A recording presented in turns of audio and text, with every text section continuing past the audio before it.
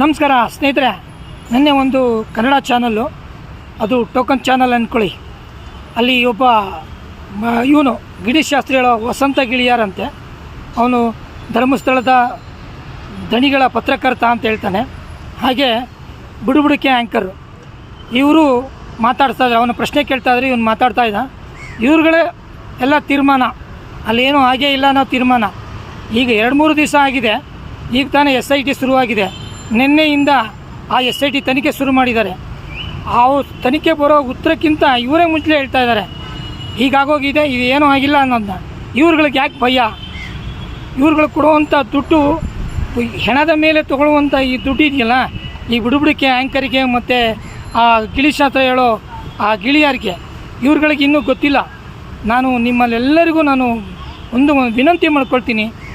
ಏನು ಒಂದು ಆನ್ಲೈನ್ ಇದೆ, ನಮ್ಮ ಸಾಮಾಜಿಕ ಜಾಲತಾಣ ಏನಿದೆ, ಇದರಿಂದ ಅಷ್ಟೇ ಸೌಜನ್ಯಗೆ ನ್ಯಾಯ ಸಿಗಬೇಕೇ ಹೊರತು ಇನ್ಯಾವುದೇ ಟಿ ವಿಗಳಿಂದಾಗಲಿ ಪತ್ರಿಕೆಗಳಿಂದಾಗಲಿ ಅಲ್ಲ. ಇವರೆಲ್ಲರೂ ಪ್ರಸಾದ ತಿಂದಿರುವವರೇ, ಇವರಿಂದ ಯಾರಿಂದನೂ ನ್ಯಾಯ ಕೊಡ್ಸೋಕ್ಕಾಗಲ್ಲ. ಅದಕ್ಕಾಗಿ ನಾನು ದಯಮಾಡಿ ನನ್ನ ಅಂತರ್ಜಾಲದ ಸಾಮಾಜಿಕ ಜಾಲತಾಣದ ಎಲ್ಲ ವೀಕ್ಷಕರಿಗೂ ಹೇಳ್ತೀನಿ, ನಿಮ್ಮ ಪ್ರತಿಯೊಬ್ಬರೂ ಸಹಿತ ಯಾರು ರೀಲ್ಸ್ ಮಾಡ್ತೀರಾ, ಯಾರು ತಮ್ಮ ಅನಿಸಿಕೆಯನ್ನು ದಯಮಾಡಿ ರೀಲ್ಸ್ ಮಾಡೋರು ಎಲ್ಲರೂ ಸೇರಿ ನಾನು ನಿಮ್ಮಲ್ಲಿ ಒಂದು ವಿನಂತಿಸ್ಕೊಳ್ತೀನಿ. ಏನಪ್ಪ ಅಂದರೆ, ಜಸ್ಟಿಸ್ ಸೌಜನ್ಯಗೆ ನ್ಯಾಯ ಬೇಕು. ಹಾಗೆ ತಾವು ಎಲ್ಲರೂ ಒಂದೊಂದು ರೀಲ್ಸ್ ಮಾಡಿ ಹಾಕಿದ್ರೆ ಅದು ಸರ್ಕಾರದ ಮೇಲೆ ಒತ್ತಡ ಬೀಳುತ್ತೆ. SITಯಿಂದ ಒಂದು ಪಾರದರ್ಶಕವಾದಂಥ ಒಂದು ತನಿಖೆ ಆಗುತ್ತೆ. ನಾನು ನಿಮ್ಮಲ್ಲಿ ಕೇಳ್ಕೊಳ್ಳೋದಷ್ಟೇ, ಎಲ್ಲರೂ ಒಕ್ಕೂರಲಿಂದ ನಾವು ಈ ಒಂದು ಹೋರಾಟಕ್ಕೆ ಕೈ ಸೇರಿಸೋಣ.